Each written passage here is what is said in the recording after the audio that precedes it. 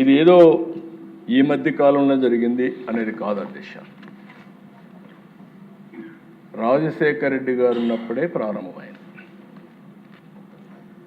రాజశేఖర రెడ్డి గారు ఉన్నప్పుడు అధ్యక్ష ఇది 7 కొండలు కాదు 2 కొండలని ఉత్తర్వులు ఇచ్చాడు. ఆ ఉత్తర్వు కూడా 338 జీవో ఇచ్చారు.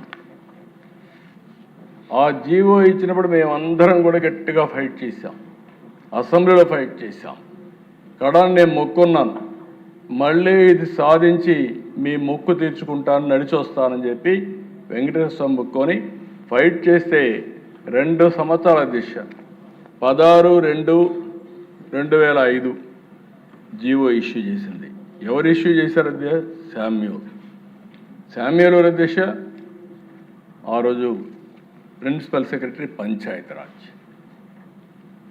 నేను ఎందుకు మళ్ళా ఈ మాట మాట్లాడుతున్నామంటే ఒక్కొక్కసారి డెలిబరేట్గా ఏ విధంగా చేస్తారనేది ఎగ్జాంపుల్ ఇది. శామ్యూల్ ఇది క్రిస్టియన్, తప్పులేదు. కానీ బ్రిటిష్ వాళ్ళు కూడా తలపెట్టరటువంటి ఆలోచనకు నాంది పలికిన వ్యక్తులు వీళ్ళు. వాళ్ళ కమిట్మెంట్ ఉండొచ్చు, కానీ ఎప్పుడు కూడా మనం అందరం మాట్లాడితే దిశ 7 కొండలవాడ వెంకటరమణ గోవిందా గోవిందా, ఇది స్లోగన్.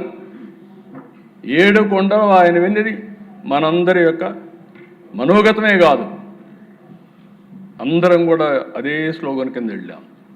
అలాంటిది 2 కొండలు అని చెప్పి ఇచ్చి 2 ఏళ్ళు దేశం అంతా ఆందోళన జరిగితే మళ్ళా రివైజ్ చేసి ఇచ్చారు. ఇప్పుడు ఆ పార్టీ మాట్లాడుతున్నారు, వాళ్ళు రివైజ్ చేసి దివ్యక్షేత్రం చేస్తే నేను అపోజ్ చేశానంట.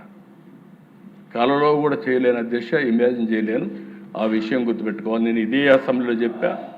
మీరు అనుకుంటున్నారు వెంకటేశ్వర స్వామి శక్తి లేదని. ఎవరైనా ఆయనకు అపచారం తలపెడితే నెక్స్ట్ జన్మ కాదు, ఈ జన్మలోనే మీరు పనిష్మెంట్ తీసుకుంటారనేది నా ప్రగాఢ విశ్వాసం. అది జరుగుతుందని చెప్పి కూడా నేను మీకు తెలియజేస్తాను. అలాంటి పవర్ఫుల్ డైటీ అధ్యక్ష. కలియుగ వెంకటేశ్వర స్వామి, కలియుగ దేవుడు, అలాంటి దేవుడికి అపచారం చేయడం కరెక్ట్ కాదని చెప్పి కూడా నేను మీకు తెలియజేస్తున్నా. తర్వాత నెక్స్ట్ అధ్యక్ష, ఇది ఒకసారి చూస్తే అధ్యక్ష ఇక్కడ ఇప్పుడు వేస్తున్నారు. వైఎస్ఆర్ గారు ఇచ్చిన జీవో 747 ఏం చెప్తుందో తెలుసా? కొండపై ఆ నిబంధనలు ఎందుకు, ఈ జీవోను రద్దు చేస్తానంటూ 2009లో చంద్రబాబు హామీ. తప్పు చేసింది వాళ్ళే.